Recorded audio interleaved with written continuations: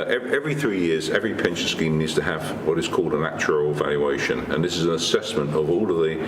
liabilities that will be paid from the pension scheme in the future, and a comparison is made between the value placed on those liabilities and the assets that are held in the scheme.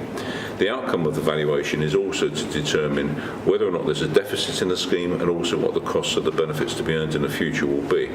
The outcome of the 2017 actuarial valuation for USS has given rise to a much larger deficit than previously had been imagined, and furthermore the future service costs will be much higher than previously had been thought. So the outcome of that is that if the current scheme had been maintained in its current form, then member contribution rates would have to go up from 8% to about 12% of their pay, and the employer contributions would have to go up from 18% to about 25% of their pay. And most employers participating in USS have concluded that the costs of operating this scheme on the basis of a 25% contribution rate is unsustainable. In a nutshell, a defined benefit scheme provides benefits which are based on an individual's pay progression and service, but no relationship to individual investment performance. A defined contribution scheme, on the other hand, is a bit like a savings account or an investment account held on an individual's name. If the investments do well, you get a bigger pension. If the investments don't do well, then you get a smaller pension. It's very much dependent on investment markets.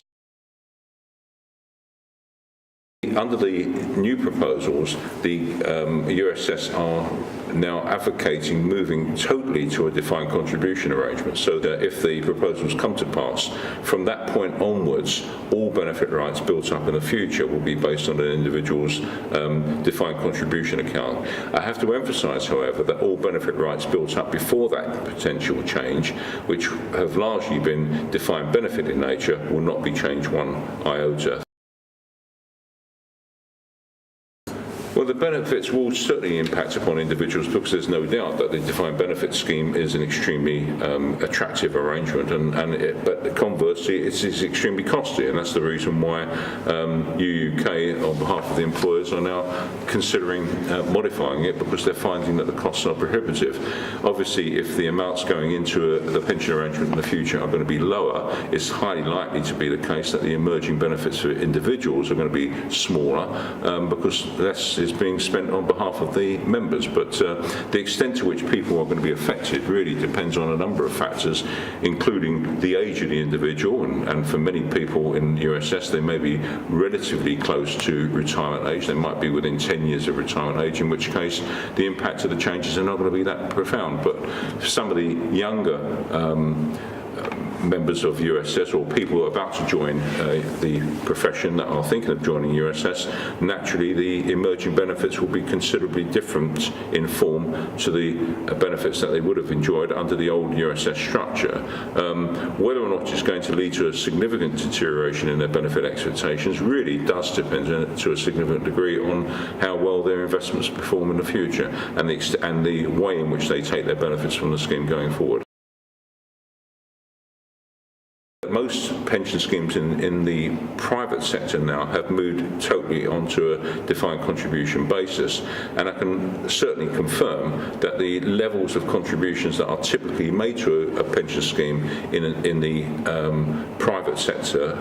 under a defined contribution basis are much worse than those being proposed by USS. Under USS, they're proposing that members could pay 8% and would get an employer contribution of 13.25%,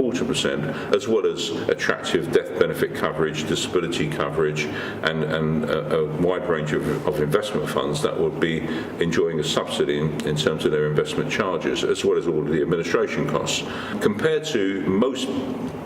defined contribution schemes in the private sector, this is a very, very attractive plan. I know it's not as good as it used to be under the current USS structure, but it's still a very, very attractive plan. miraculously for the people that are participating in public sector pension schemes, they are very, very fortunate indeed to be enjoying an extremely attractive defined benefit arrangement at not outrageous member costs either. So how long that will be sustained, I have absolutely no idea, but certainly at this point in time, public sector